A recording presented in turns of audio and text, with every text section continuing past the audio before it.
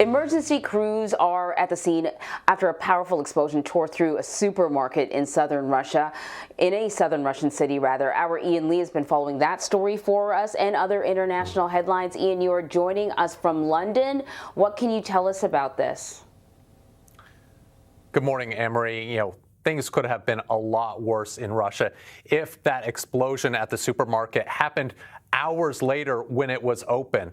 The aftermath shows just the power of the blast. The one-story building completely collapsed and was left smoldering. Nearby apartments were also damaged and debris was thrown into the surrounding neighborhood. Emergency crews believe a gas leak triggered the explosion. No one is thought to be dead, while a guard sleeping in the building at the time was able to crawl to safety relatively unhurt.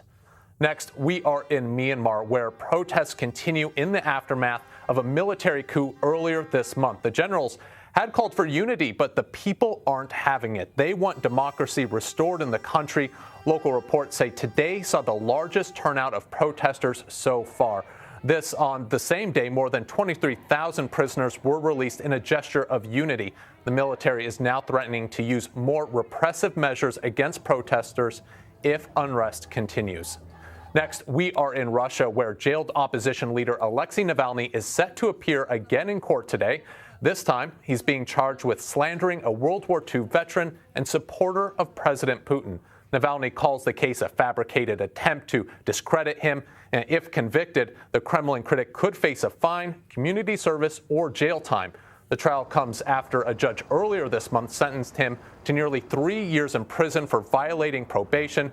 To keep his anti-Putin campaign going, Navalny's team is accepting donations, including Bitcoin. So far this year, he's received nearly $300,000 worth of the cryptocurrency. Finally, we have a spat between the UK and China.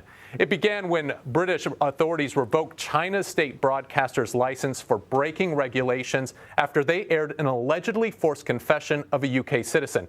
In a tit-for-tat, Beijing retaliated by banning BBC World News from broadcasting in China. Chinese authorities said the British broadcaster violated guidelines that hurt the country's national interest.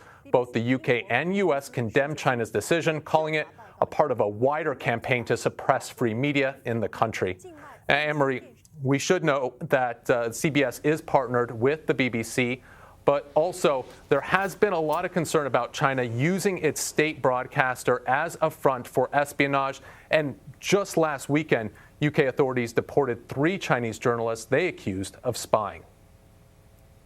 Yeah, and I don't know if these are amongst the 3, but I know that the Beijing is holding at least one Australian anchor, making the very same accusation. Being deported, it seems, is is much better than being sort of held against your will. Ian Lee, thank you very much. Absolutely.